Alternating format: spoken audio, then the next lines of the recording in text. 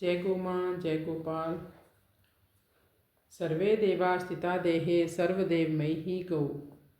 समुद्र मंथन के दौरान क्षीर सागर से जो 5 पवित्र कामधेनु गौ माताएं निकली थी, उन्हें देवताओं द्वारा यज्ञ और अग्निहोत्र के लिए 5 प्रमुख महर्षियों को सौंप दिया गया था।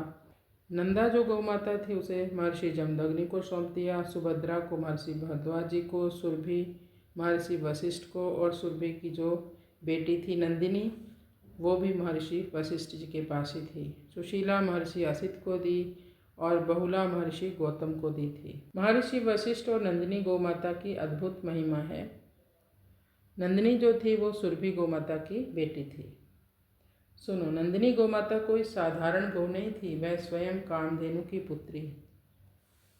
जब भी महर्षि वशिष्ठ के आश्रम में कोई अतिथि आते थे, किसी भी समय आ जाएं, कोई साधु संत आ जाए, कितनी भी संख्या में आ जाएं चाहे, तो नंदिनी गौ माता अपने आप ही भोजन, वस्त्र और भी कई जरूरी जो वस्तुएं होती थी उत्पन्न कर देती थी। तभी उसका नाम कामधेनु पड़ा। इसका अर्थ क्या है? जहाँ गौ माता का सही से पालन होता है, उसे प्यार मिलता है, अच्छे से सेवा होती है तन मन धन से, वहाँ किसी भी चीज़ की कोई कमी नहीं रहती। महर्षि वशिष्ठ का आश्रम पूरी तरह नंदिनी पर ही आधारित था। ना खेतों की चिंता थी महर्षि वशिष्ठ को, ना बाजार की कोई आवश्यकता थी कि क्या लाना है बाहर से। यही थी असली स्वावलंबन की सिद्धि।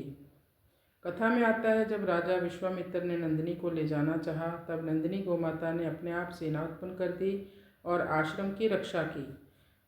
यानी गौ माता केवल पालन ही नहीं करती, रक्षा भी करती है। हाँ, सबसे बड़ी रक्षक है गोपाल की वो। ऋषि वशिष्ठ के सभी यज्ञ, हवन और धर्म कार्य नंदिनी के द्वारा ही पूर्ण होते थे। घी, दूध सब कुछ उसी से ही आता था, यानी धर्म की जड़ में भी गौ माता ही थी। जहाँ नंदिनी थी वहाँ संतुलन था, शांति थी, ना लोभ था, ना किसी चीज़ की कोई कमी थी, बस एक पूर्ण जीवन।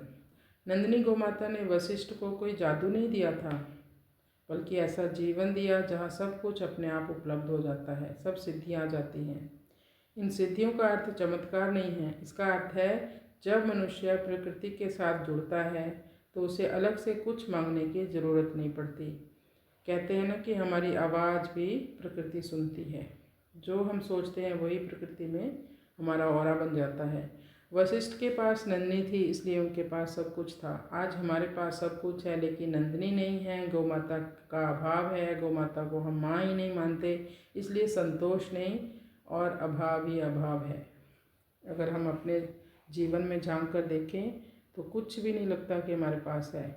वैसे भी ये सब छूट ही जाएगा, यहीं रह जाएगा, लेकिन अगर इस जीवन के लिए भी सब कुछ है हमारे पास, तो हमारी सेहत नहीं है, हम अंदर से संतुष्ट नहीं हैं, तो ये फिर हमारे जीवन में चलेगा जब हम गौ माता से दूर होंगे। तो गौ माता से जुड़िए जितनी जल्दी हो सके। गौ माता चलता फिरता मंदिर है, गौ माता प्रकृति का आधार है।